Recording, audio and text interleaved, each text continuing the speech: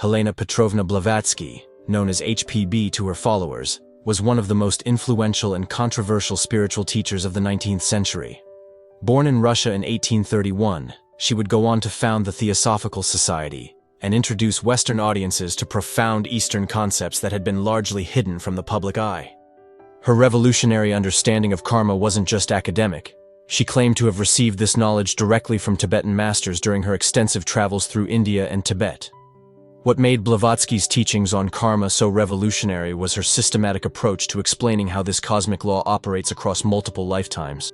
Unlike the simplified Western interpretations that often reduce karma to what goes around comes around, Blavatsky presented a complex, multi-dimensional understanding that encompasses not just individual actions, but collective karma, national karma, and even planetary karma. Blavatsky taught that karma is not punishment or reward from some external deity, but rather the natural consequence of the universe's inherent justice.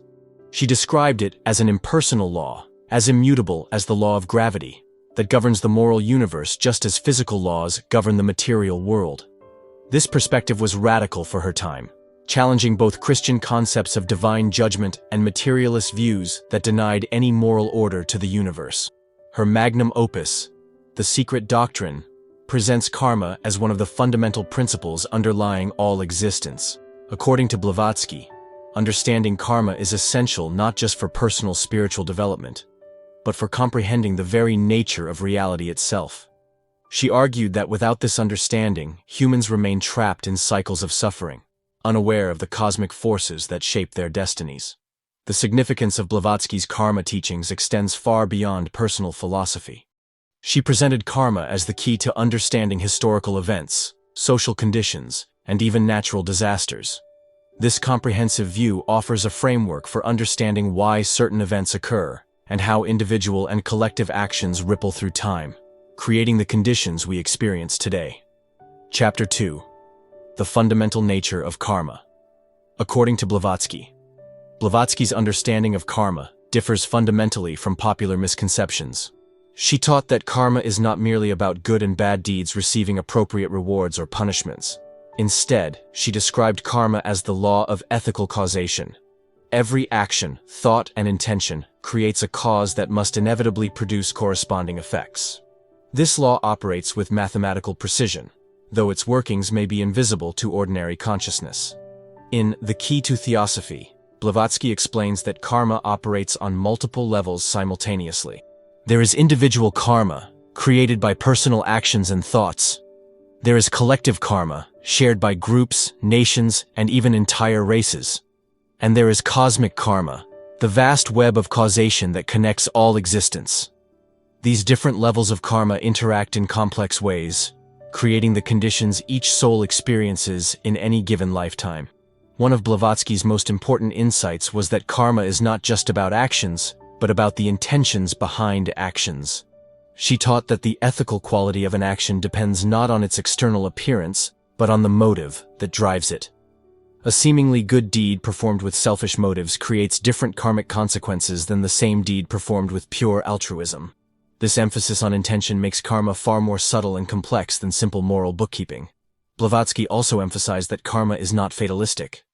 While we cannot escape the consequences of past actions, we have complete freedom in how we respond to present circumstances. Every moment offers the opportunity to create new karma, or to respond to existing karma in ways that either perpetuate cycles of suffering or break them. This makes karma simultaneously a law of absolute justice and a path to liberation. The Theosophical understanding presents karma as inherently educational. Every karmic consequence is designed to teach the soul something it needs to learn for its evolutionary development. Pain and pleasure, success and failure, are all equally valuable experiences that contribute to the soul's growth. This perspective transforms karma from a system of punishment and reward into a cosmic educational system of infinite wisdom and compassion. Chapter 3. How Karma Transcends Individual Lifetimes. One of Blavatsky's most profound teachings concerns how karma operates across multiple incarnations. She taught that the soul, what she called the higher self, or reincarnating ego, carries forward the karmic seeds from one lifetime to the next. These seeds, planted by actions, thoughts, and intentions in previous lives, germinate and bear fruit in subsequent incarnations according to the law of perfect justice. Blavatsky explained that the process of reincarnation is not random, but follows karmic law precisely. The soul chooses its next incarnation based on what it needs to learn and what karmic debts it needs to resolve. This choice is not made by the personality we identify with in each lifetime, but by the immortal soul that persists through all incarnations. The personality is simply the temporary mask worn by the eternal soul for the duration of one earthly experience. The mechanism by which karma transfers between lifetimes involves what Blavatsky called the skandhas, the mental and emotional tendencies that form the core of our being. These skandhas are not destroyed at death, but continue to exist in subtle form, carrying forward all the accumulated karma from previous lives.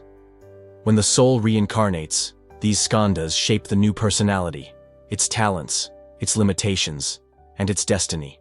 Blavatsky taught that understanding this process is crucial for spiritual development. When we recognize that our current circumstances are the result of causes we set in motion in previous lives, we stop being victims of fate and start becoming conscious participants in our own evolution. We realize that every challenge we face is an opportunity to balance past karma and create better conditions for future incarnations. The time between incarnations, according to Blavatsky, is a period of rest and assimilation where the soul processes the lessons of the previous lifetime and prepares for the next. This period, called devachan in theosophical terminology, varies in length depending on the soul's development and the amount of karma that needs to be worked out. Advanced souls might reincarnate relatively quickly to continue their service to humanity, while less developed souls might spend centuries in the intermediate state. Chapter 4. The different types of karma. Blavatsky identified Blavatsky's comprehensive understanding of karma includes several distinct types that operate simultaneously in human experience. First is sanchita karma, the vast storehouse of accumulated karma from all previous lives. This represents the total debt of the soul, though only a portion of it can be worked out in any single lifetime. Most of this karma remains dormant, waiting for the right conditions to manifest. Prarabdha karma is the portion of stored karma that has been selected for experience in the current lifetime. This karma is unalterable and must be experienced. It represents the basic framework of our destiny. However, Blavatsky emphasized that how we respond to this karma is entirely up to us. We cannot change what happens to us, but we can change our attitude toward what happens, and this makes all the difference. Kriyamana karma is the karma we create through our present actions, thoughts, and intentions. This is where our freedom lies. While we must experience the consequences of past actions, we are constantly creating new karma through our present choices. Blavatsky taught that wise use of this creative power can accelerate spiritual evolution and even neutralize certain aspects of negative karma. Blavatsky also identified collective karma, the shared karma of families, communities, nations, and races.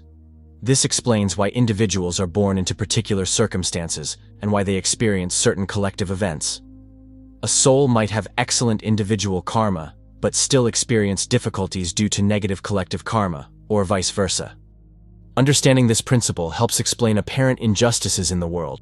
Finally, there is adhyatmika karma, the karma related to spiritual development and the relationship between the lower and higher aspects of human nature. This type of karma governs our capacity for spiritual perception, our ability to receive higher teachings, and our readiness for initiation into deeper mysteries. According to Blavatsky, this is the most important type of karma for those seeking spiritual advancement, as it determines our access to wisdom and our ability to serve humanity effectively. Chapter 5. Why karma is inescapable. The universal law. Blavatsky taught that karma is absolutely inescapable because it is woven into the very fabric of existence itself. She described karma as one of the fundamental laws of the universe, operating with the same inevitability as mathematical principles or physical laws. Just as an object dropped in a gravitational field must fall, every action must produce its corresponding reaction in the moral sphere.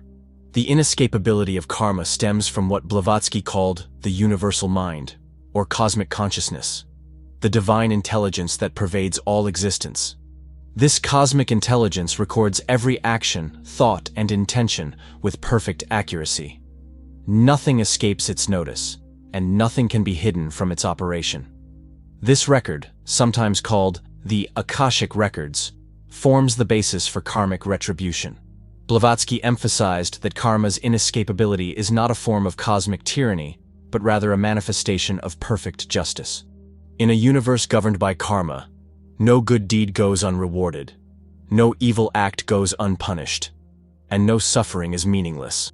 This law ensures that every being eventually receives exactly what it has earned through its own actions, creating a moral order that transcends the apparent chaos of material existence. The mechanism by which karma operates across vast spans of time and space involves what Blavatsky called magnetic attraction. Every action creates a magnetic field that attracts corresponding experiences. Good actions create positive magnetic fields that attract beneficial circumstances, while harmful actions create negative fields that attract suffering. This magnetic principle explains how karma can follow a soul across multiple lifetimes and incarnations. Blavatsky also taught that attempts to escape karma through religious rituals, prayers, or other external means are ultimately futile. While these practices might provide temporary relief or postpone karmic consequences, they cannot eliminate the fundamental debt. The only way to truly resolve karma is through direct experience and the wisdom that comes from understanding the lessons each karmic experience is meant to teach. Chapter 6. The Relationship Between Thought and Karma. One of Blavatsky's most revolutionary insights was her teaching that thoughts create karma just as surely as actions do. She taught that every thought generates a force that must eventually manifest in the physical world. This principle makes karma far more comprehensive than most people realize, encompassing not just what we do, but what we think and feel moment by moment. Blavatsky explained that thoughts are actually things, subtle forms of matter that exist in what she called the astral plane. These thought forms have their own life and energy, and they create magnetic fields that attract corresponding experiences. Positive thoughts attract positive experiences, while negative thoughts attract negative ones. This process operates whether we are conscious of it or not, making mental discipline essential for spiritual development. The quality of our thoughts determines the quality of our karma, more than the external circumstances of our actions. Blavatsky taught that a person living in poverty, but maintaining pure, selfless thoughts, creates better karma than a wealthy person whose thoughts are consumed by greed and selfishness.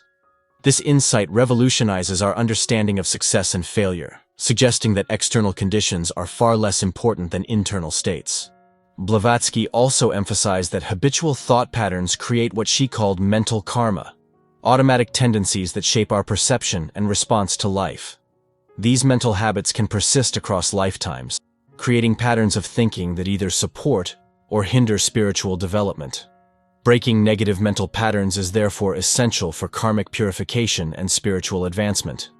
The power of thought in creating karma extends beyond individual experience to influence collective conditions.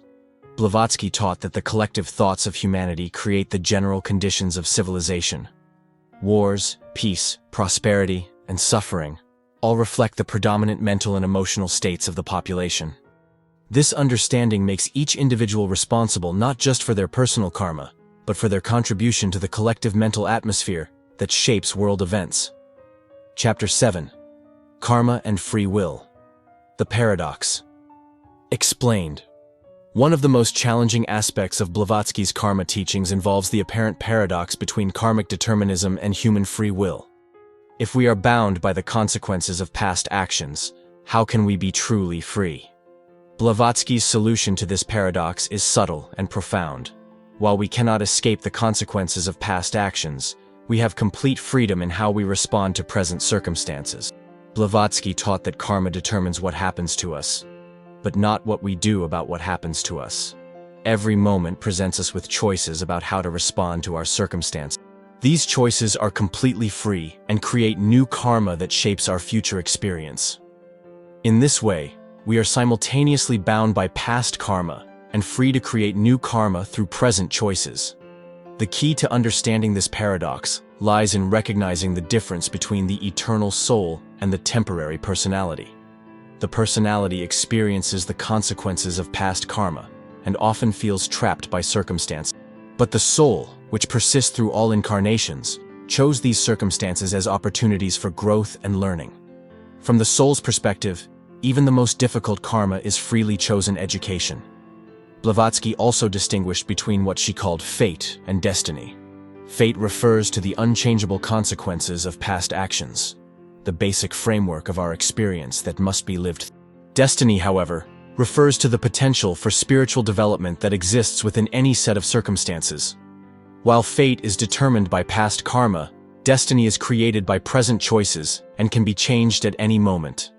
The practical application of this teaching involves developing what Blavatsky called conscious participation in karmic process. Instead of merely reacting to circumstances, we can learn to respond consciously, using each experience as an opportunity for spiritual growth. This transforms karma from a burden into a tool for evolution, making us active participants in our own spiritual development, rather than passive victims of fate. Chapter 8. How to work with karma, rather than against it. Blavatsky taught that the key to spiritual development lies not in trying to escape karma, but in learning to work intelligently with karmic law. She emphasized that karma is not our enemy, but our teacher, and that every karmic experience contains valuable lessons for the soul's evolution. Understanding this principle transforms our relationship with difficulty and suffering from resistance to acceptance and learning. The first step in working with karma is developing what Blavatsky called karmic consciousness, the ability to recognize the karmic nature of our experiences. This involves understanding that nothing happens by chance, that every event in our lives has meaning and purpose, and that our current circumstances are the result of causes we ourselves set in motion. This recognition ends the victim mentality and empowers us to take responsibility for our lives. Blavatsky taught that the attitude we bring to karmic experiences determines their educational value. If we approach difficulties with resentment and resistance, we miss the lessons they contain and may need to repeat similar experiences in future lives. But if we approach them with acceptance and a desire to learn, we can extract maximum benefit from each experience and accelerate our spiritual development. One of the most important principles for working with karma is what Blavatsky called conscious suffering. This doesn't mean seeking out pain, but rather accepting the inevitable difficulties of life with awareness and dignity.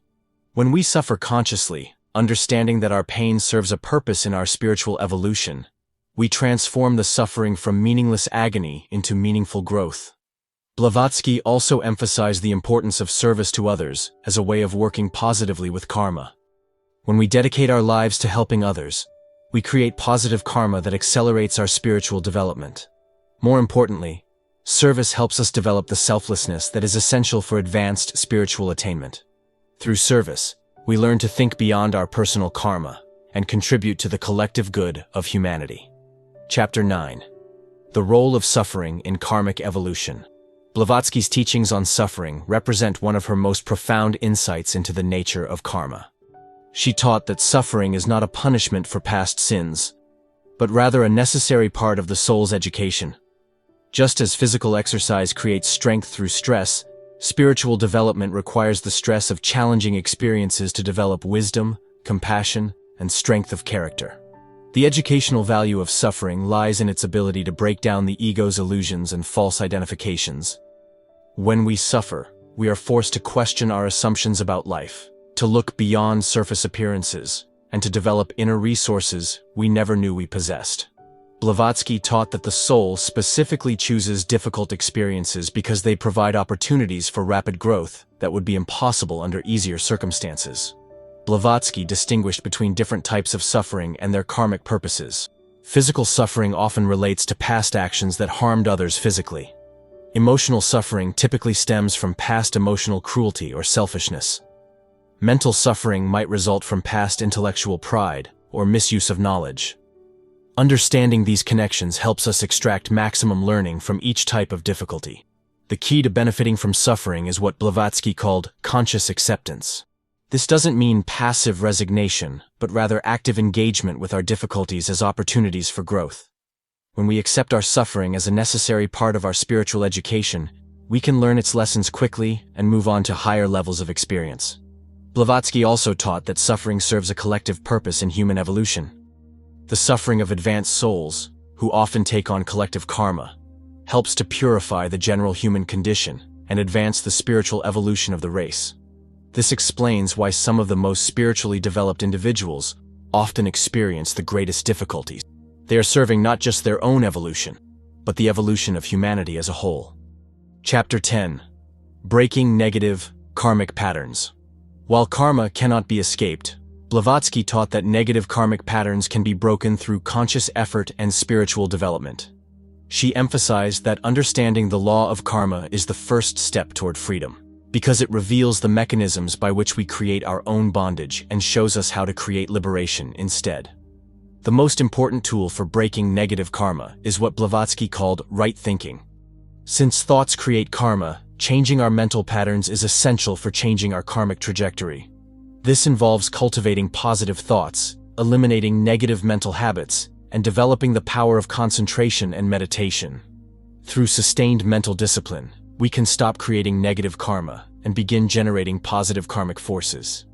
Blavatsky taught that forgiveness is crucial for breaking karmic cycles. This includes forgiving others who have hurt us, but more importantly, forgiving ourselves for past mistakes. Resentment and guilt create negative magnetic fields that attract more of the same experiences. Forgiveness breaks these cycles and allows new positive patterns to emerge. Another essential principle is what Blavatsky called transmutation of karma. This involves using the energy of karmic experiences for spiritual development rather than mere survival. When we consciously work to extract wisdom from our experiences, we transform negative karma into positive spiritual capital. This process can actually accelerate our evolution by converting obstacles into opportunities. Blavatsky also emphasized the importance of service and sacrifice in breaking negative karma. When we dedicate our lives to helping others, we create positive karmic momentum that can overcome negative patterns from the past. The key is that this service must be genuinely selfless, motivated by love and compassion rather than by desire for personal benefit. True service generates powerful positive karma that can transform our entire life trajectory. Chapter 11. Collective Karma and its Impact on Individual Lives. Blavatsky taught that individual karma does not operate in isolation, but is intimately connected with collective karma, the shared karma of families, communities, nations, and the human race as a whole. Understanding this principle is crucial for comprehending why certain events occur and why individuals are born into particular circumstances. Family karma explains why souls are born into specific families and why certain patterns tend to repeat across generations. According to Blavatsky, family members are usually souls who have karmic connections from previous lives, debts to be paid, lessons to be learned together, or service to be rendered. The family unit provides the perfect environment for working out these karmic relationships. National karma governs the collective destiny of countries and peoples. Blavatsky taught that the general conditions of a nation, its level of prosperity, its political system, its cultural achievements, all reflect the collective karma of its people. Individuals are born into particular nations because their individual karma resonates with the national karma, creating opportunities for mutual learning and growth. The concept of racial karma explains the broader patterns of human evolution and the different roles played by various races and cultures in human development. Blavatsky taught that each race has its own karmic mission and contributes specific qualities to the overall evolution of humanity. Understanding racial karma helps explain historical events and cultural differences without falling into prejudice or superiority. Blavatsky also identified what she called planetary karma, the collective karma of all life on Earth. This includes the karma created by humanity's relationship with the natural world, with other species, and with the planet itself.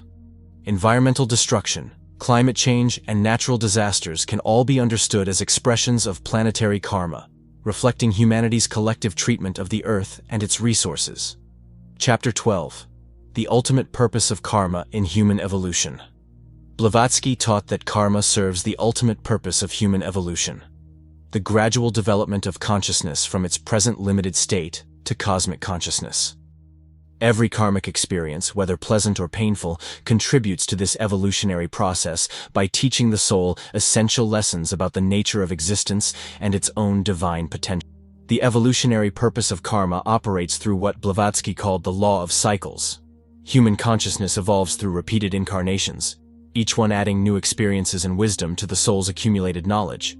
Through this process, the soul gradually develops all the qualities necessary for reunion with its divine source: wisdom, compassion, strength, and perfect understanding. Blavatsky emphasized that karma is not just about individual evolution, but about the collective evolution of humanity. Each individual's karmic experiences contribute to the general advancement of human consciousness. Advanced souls often take on difficult karma, not just for their own development, but to help elevate the consciousness of the entire human race. The ultimate goal of karmic evolution is what Blavatsky called liberation, or moksha, the state in which the soul transcends the need for further incarnation and merges with universal consciousness. This doesn't mean the destruction of individuality, but rather the expansion of individual consciousness to encompass the universal. In this state, the soul becomes a conscious collaborator in the cosmic evolutionary process. Blavatsky taught that understanding karma's evolutionary purpose transforms our entire relationship with life. Instead of seeing difficulties as punishments or obstacles, we recognize them as opportunities for growth. Instead of fearing death, we understand it as a transition to new learning opportunities. Instead of feeling separate from others, we recognize our fundamental interconnection in the great web of karmic relationships that binds all existence together. This understanding brings what Blavatsky called cosmic consciousness, the recognition that we are not separate beings struggling against fate, but integral parts of a vast, intelligent, benevolent universe that is constantly working for our highest good. This realization is the ultimate fruit of karmic wisdom and the gateway to spiritual liberation. Helena Blavatsky's teachings on karma offer a profound framework for understanding the deeper meaning of our life experiences. Whether you're facing challenges or enjoying success, her insights suggest that everything serves a greater purpose in your soul's evolution. What aspects of karmic law do you find most challenging to accept or understand? Have you noticed patterns in your own life that might reflect karmic principles at work? Share your thoughts in the comments below. And don't forget to subscribe for more explorations of ancient wisdom and its relevance to modern life.